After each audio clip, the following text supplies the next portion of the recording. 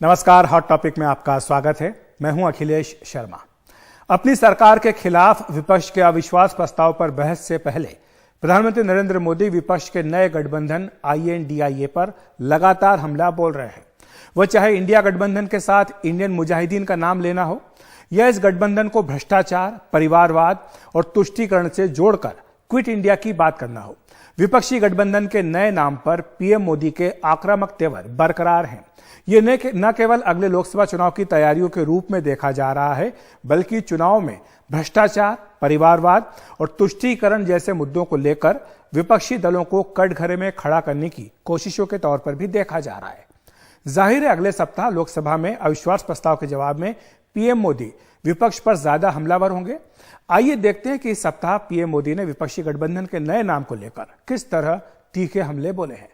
मंगलवार को बीजेपी संसदीय दल की बैठक हुई थी। यह इस मानसून सत्र की पहली संसदीय दल की बैठक थी, जिसमें बीजेपी के लोकसभा राज्यसभा के सारे सांसद मौजूद थे। इस बैठक में बीजेपी सांसदों को पीएम मोदी ने कहा विपक्षी गठबंधन के नाम को लेकर कि केवल नाम रख भर लेने से कुछ नहीं होता। फिर उन्होंने याद दिलाया कि जो इंडिया है उसको किस तरह से इस्तेमाल किया गया है। पहले ईस्ट इंडिया कंपनी, उसने भी इस तरह से इस्तेमाल किया। इंडियन मुजाहिदीन और पॉपुलर फ्रंट ऑफ इंडिया, इनके नाम में भी इंडिया आता है। यह बात पीएम मोदी ने कही। उन्होंने यह भी कहा कि चेहरे पर चेहरा लगा लेते हैं लोग। इसके बाद बुधवार को प्रगति मैदान पर बनाए गए नए ITPO कॉम्प्लेक्स के उद्घाटन के सरकारी कार्यक्रम में पीएम ने राजनीतिक हमला तो नहीं बोला, लेकिन इस पूरी परियोजना को जिस तरह से लटकाने की विपक्ष ने कोशिशें की, उसे लेकर उन्होंने उसे विपक्ष को आड़े हाथों लिया। और गुरुवार को यानी कल राजस्थान के सीकर में पीएम मोदी नए नाम को लेकर विपक्षी गठबंधन पर फिर से बरसे। पीएम मोदी ने कहा कि यूपीए के कुकर्म याद न आए, इसलिए नाम बदलकर INDIA कर दिया गया। इन्हें इंडिया की परवाह नहीं है, यह पीएम मोदी ने हमला बोला। उन्होंने कहा कि आज का नारा यह है कि भ्रष्टाचार, परिवारवाद और तुष्टीकरण भारत छोड़ो, छोड़ो इंडिया। सबसे पहले सुनते हैं सीकर में दिया गया वो भाषण जिसमें उन्होंने यूपीए के नाम बदलने का कारण बताया था अपने हिसाब से। इन दिनों कांग्रेस और उसके सहयोगी दलों ने एक नया पैंतरा चला है। ये पैंतरा है नाम बदलने का। पहले के जमाने में राजस्थान के लोग व्यापारियों की दुनिया बराबर जानते हैं। पहले के जमाने में कोई पीढ़ी, कोई कंपनी अगर बदनाम हो जाए, उसके फ्रॉड करने वाली कंपनी का चिट्ठा निकल जाए, तो तुरंत वो कंपनी वाले नया बोर्ड लगा करके अपना कारोबार शुरू कर करके लोगों को भ्रमित करने का काम करते हैं और नाम बदल करके लोगों को मूर्ख बना करके अपना धंधा पानी चलाने की कोशिश करते हैं। कांग्रेस और उसके साथियों की जमात ऐसी फ्रॉड कंपनियों की नकल कर रही है। यूपीए के कुकर्म लोगों को याद न आए, इसलिए इन्होंने अपना नाम UPA से बदलकर INDIA कर दिया। प्रधानमंत्री मोदी ने यह भी कहा कि विपक्षी दलों के इस गठबंधन को इंडिया की परवाह नहीं है। अगर इनको वाकई इंडिया की परवाह होती तो क्या विदेश में जाकर के विदेशियों से भारत में दखल देने के लिए बात करते क्या? अगर उन्हें इंडिया की चिंता होती तो क्या ये सर्जिकल स्ट्राइक और एयर स्ट्राइक पर सवाल उठाते क्या? इनको इंडिया की चिंता होती तो क्या ये गलवान में भारत की सेना के शौर्य को कटघरे में रखते क्या? साथियों, ये वही चेहरे हैं जो आतंकी हमला होने पर दुनिया के आगे रोते थे, कुछ नहीं करते थे। और पीएम मोदी ने इसी सीकर की रैली में महात्मा गांधी को भी याद किया। उन्होंने कहा कि गांधी जी ने नारा दिया था अंग्रेजों भारत छोड़ो। इसके बाद अंग्रेजों को भारत छोड़कर जाना पड़ा था। महात्मा गांधी ने नारा दिया था, क्विट इंडिया, अंग्रेजों इंडिया छोड़ो। जैसे गांधी जी ने क्विट इंडिया का मंत्र दिया था, वैसे ही आज का मंत्र है भ्रष्टाचार क्विट इंडिया, भ्रष्टाचार छोड़ो इंडिया, परिवारवाद क्विट इंडिया, परिवारवाद छोड़ो इंडिया, तुष्टीकरण क्विट इंडिया, तुष्टीकरण छोड़ो इंडिया। क्विट इंडिया ही देश को बचाएगा और देश को विकसित भारत बनाएगा। तो विपक्षी गठबंधन का नाम INDIA इंडिया, और उस पर लगातार पीएम मोदी के कल के राजस्थान की रैली में, सीकर की रैली में एक के बाद एक तीखे वार। और इसी तरह बुधवार को जब भारत मंडपम के उद्घाटन कार्यक्रम में पीएम मोदी आए थे तो वहां पर भी वो विपक्ष पर बरसे थे। हालांकि ये जो कार्यक्रम था, ये सरकारी कार्यक्रम था।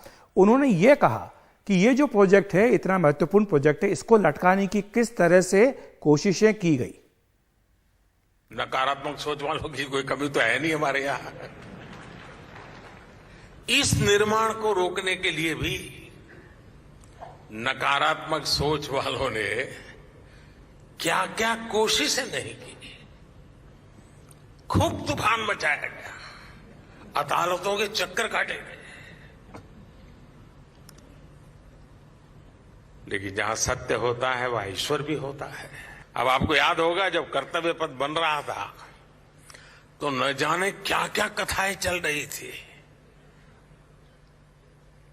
फ्रंट पेज पर ब्रेकिंग न्यूज में क्या कुछ चल रहा था। और इसी कार्यक्रम में पीएम मोदी ने अपने तीसरे कार्यकाल की बात कर अपने आगे के इरादे भी साफ कर दिया। दूसरे टर्म में आज भारत दुनिया की 5वीं सबसे बड़ी इकोनॉमी है।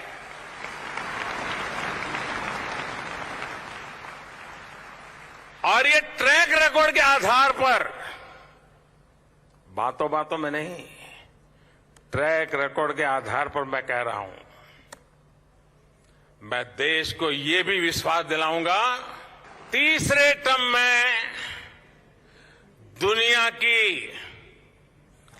पहली 3 इकोनॉमीज में एक नाम भारत का होगा। यानी तीसरे टर्म में पहली 3 इकोनॉमी में गर्व के साथ हिंदुस्तान खड़ा होगा दोस्तों। और वहीं इस सप्ताह की शुरुआत में भी पीएम मोदी ने बीजेपी संसदीय दल की बैठक में इंडिया नाम को लेकर विपक्ष पर हमला बोलने की शुरुआत कर दी थी। आपको बता दें कि अगले सप्ताह संभावना है कि संसद में अविश्वास प्रस्ताव पर चर्चा हो, लेकिन पीएम मोदी ने मंगलवार को ही विपक्ष ने जो नया नाम रखा है उसको लेकर के विपक्ष पर तीखा हमला बोला था। और इस बैठक के बाद बीजेपी के वरिष्ठ नेता रविशंकर प्रसाद ने पीएम मोदी के इस बयान के बारे में जानकारी दी थी। आइए सुन लेते हैं। और जिस इंडियन के नाम की बड़ी तारीफ कर रहे हैं, तो प्रधानमंत्री ने क्या कहा? Indian national Congress, east India company, Indian Mujahideen, popular front of India, तो भी तो इंडियन है। चेहरे पे चेहरे कराते हैं लोग। आज प्रधानमंत्री की टिप्पणियों ने हमें बहुत अधिक प्रेरित किया है। उधर विपक्ष पीएम मोदी की इन तमाम टिप्पणियों का जवाब भी दे रहा है। विपक्ष का यह कहना है कि पीएम मोदी ये सारी बातें कहकर असली जो मुद्दा है उससे लोगों का ध्यान भटका रहे हैं। मणिपुर जल रहा है, रेप हो रहे हैं, मणिपुर में मकाना जलाए, और आप वहां मणिपुर की बात हम कर रहे हैं, मणिपुर की बात हम कर रहे हैं, प्राइम मिनिस्टर ईस्ट इंडिया की बात कर रहे हैं। हाँ, इंडिया मीन्स ईस्ट इंडिया बोल रहे हैं। बात कर लेते हैं बीजेपी की रणनीति की। 2024 के लोकसभा चुनाव के लिए बीजेपी तमिलनाडु में 6 महीने चलने वाली पदयात्रा मेरा देश मेरे लोग निकाल रही है। गृह मंत्री अमित शाह ने आज रामेश्वरम में इस पदयात्रा की शुरुआत की। यात्रा के दौरान बीजेपी प्रधानमंत्री नरेंद्र मोदी का तीसरा कार्यकाल सुनिश्चित करने के लिए जनता से निर्णायक जनादेश की अपील भी करेगी। तमिलनाडु के सभी 39 लोकसभा क्षेत्रों में कवर करने के लिए यह अभियान 5 चरणों में चलाया जाएगा। बीजेपी लोकसभा चुनाव से पहले 11 जनवरी 2024 को इसका समापन करने की योजना पर काम कर रही है। हर असेंबली में हमारे प्रिय प्रधानमंत्री नरेंद्र मोदी जी का संदेश लेकर जाने वाले हैं। இந்த தமிழ்நாட்டிலே இருக்கின்ற ஒவ்வொரு மாவட்டத்திலும் ஒவ்வொரு அசெம்பிளி தொகுதியிலும் நம்முடைய பிரியத்திற்குரிய பாரத பிரதமர் நரேந்திர மோடி அவர்களின் செய்தியை கொண்டு செல்லவிருக்கிறார் தன்னுடைய நடைப்பயணத்தின் மூலமாக திரு அண்ணாமலை அவர்கள்। एमजी रामचंद्रन और महान जयललिता के गरीब कल्याण के मंत्र को गांव-गांव तक पहुंचाने के लिए हमारे नेता जाने वाले हैं। புரட்சி தலைவர் எம்ஜிஆர், புரட்சி தலைவி ஜெயலலிதா ஆகியோரின் ஏழைகள் நலத்திட்டங்களை மீண்டும் கொண்டு வருவதற்காக இந்த நடைப்பயணத்தை செய்கிறார் நம்முடைய மாநில தலைவர் திரு அண்ணாமலை அவர்கள்। मित्रों, एन मन एन मक्कल यात्रा के माध्यम से हमारे प्रदेश अध्यक्ष जी अन्नामलाई जी महान तमिल भाषा, महान तमिल संस्कृति, तमिल साम्राज्यों का इतिहास, तमिलनाडु के देश की समृद्धि में योगदान और प्रदेशवाद की जगह सबको साथ लेने वाला मोदी जी के राष्ट्रवाद को तमिलनाडु में प्रस्तापित करने जा रहे हैं।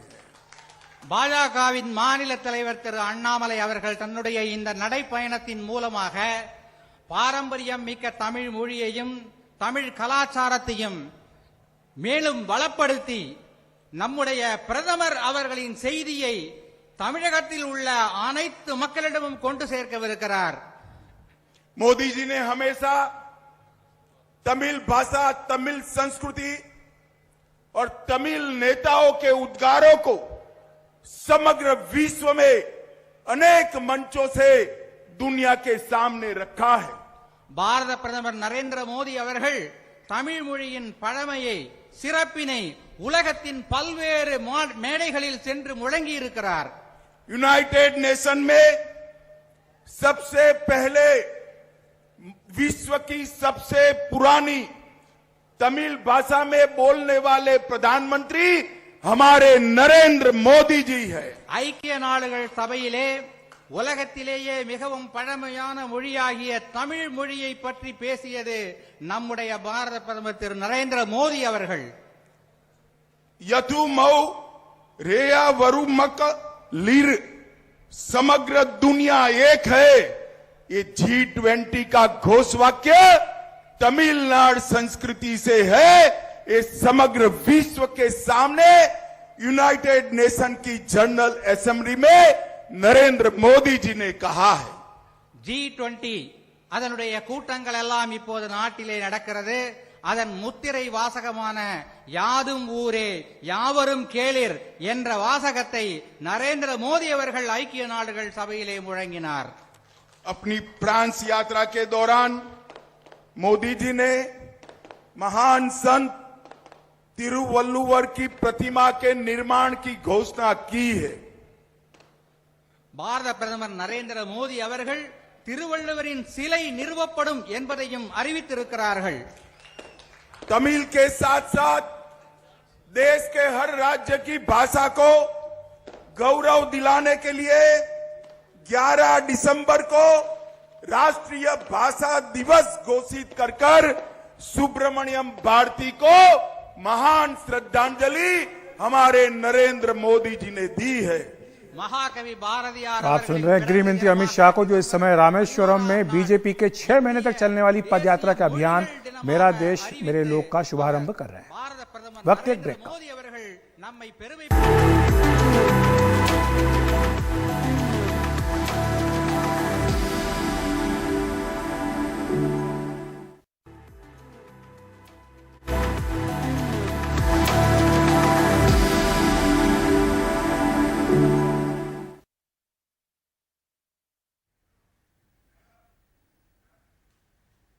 विपक्ष के जोरदार हंगामे के बीच लोकसभा और राज्यसभा की कार्यवाही सोमवार यानी 31 जुलाई तक के लिए स्थगित कर दी गई है। सरकार ने आज संसद को अगले सप्ताह की कार्यसूची के बारे में जानकारी दी, जिसमें दिल्ली अध्यादेश बिल भी शामिल है। दिल्ली सरकार केंद्र के इस अध्यादेश का लगातार विरोध कर रही है। इस बिल की असली परीक्षा अंकगणित के हिसाब से राज्यसभा में होने जा रही है। Commencing Monday, the 31st of July 2023 will consist of the Territory of Delhi Ordinance 2023, number 1 of 2023, promulgated by the President of India on the 19th of May 2023.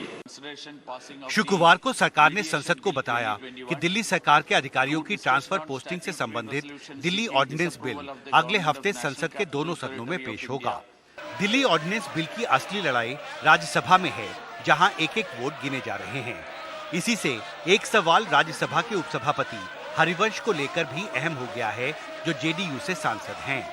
JDU ने हरिवंश सहित अपने सभी 5 राज्यसभा के सांसदों को व्हिप जारी कर दिल्ली ऑर्डिनेंस बिल के विरोध में वोट करने का निर्देश दिया है। हरिवंश आपके पार्टी की तरफ से चुने गए हैं, जो उपसभापति हैं। आपको लगता है ये डायरेक्टिव उनके लिए भी है? सब लोगों के लिए है। 5 हमारा राज्यसभा सांसद है, 5 लोगों के लिए हमने व्हिप इशू किया है। सब एमपीज को यही बोला गया है कि दिल्ली का बिल जब आएगा, पार्टी का जो स्टैंड है उसका समर्थन करके दिल्ली बिल का विरोध में वोट करने के लिए बोला गया। और हरिवंश को पार्टी के सांसदों के साथ ही मतदान करना पड़ेगा? जी ऑब्वियसली। वो जेडीयू की तरफ से मेंबर पार्लियामेंट हैं, राज्यसभा के सदस्य हैं, तो व्हिप का उल्लंघन करेंगे तो सदस्यता जाएगी। हालांकि इस सरकार में जो सिचुएशन है उसमें क्या होगा नहीं कर सकते, लेकिन कायदे से जो परंपरा रही है उसमें अगर जो भी सदस्य व्हिप का उल्लंघन करता है उसकी सदस्यता जाती है। सदस्यता जाती है, बिल्कुल। तो आपको लगता है दिल्ली ऑर्डिनेंस बिल जब पेश किया जाएगा तो हरिवंश को जनता दल यूनाइटेड के सांसदों के साथ ही वोट करना चाहिए? वोट करना चाहिए, बिल्कुल। सूत्रों के मुताबिक शायद ये पहला मौका है जब हरिवंश को जेडीयू ने व्हिप जारी किया है। राज्यसभा के पूर्व उपसभापति रहे पीजे कुरियन कहते हैं उनके कार्यकाल के दौरान उन्हें कभी भी व्हिप जारी नहीं किया गया। उपसभापति एक संवैधानिक पद है और उसके लिए व्हिप जारी ना करना ही बेहतर है। कांग्रेस पार्टी ने कभी भी मुझे व्हिप जारी नहीं किया, उन्होंने इसे मेरे निर्णय पर छोड़ा। उनका निजी फैसला है, बट ये जरूर है कि तमाम पार्टियां व्हिप इशू कर अपने सारे सांसदों को ये निर्देश दे रही हैं कि संसद के भीतर रहें, मतदान के समय रहें और मतदान इस अध्यादेश को हराने के लिए अपना योगदान मतदान के माध्यम से दें। राज्यसभा के उपसभापति का पद एक संवैधानिक पद है। ऐसे में जेडीयू द्वारा हरिवंश को व्हिप जारी करने का फैसला कई सवाल खड़े कर रहा है। समाजवादी विश्वासों की पृष्ठभूमि और पत्रकारिता से राजनीति में आए हरिवंश सम्मानित व्यक्ति हैं, लेकिन शायद अब जेडीयू के भीतर ये एहसास है कि बीते दिनों वो पार्टी के रुख से कुछ अलग हुए हैं। ऐसे में ये देखना महत्वपूर्ण होगा कि सदन की मर्यादा और नियमों के अनुरूप हरिवंश अपने लिए क्या फैसला करते हैं। संसद भवन से संजय कौशिक के साथ हिमांशु शेखर, एनडीटीवी इंडिया। तो हॉट टॉपिक में आज इतना ही। नमस्कार।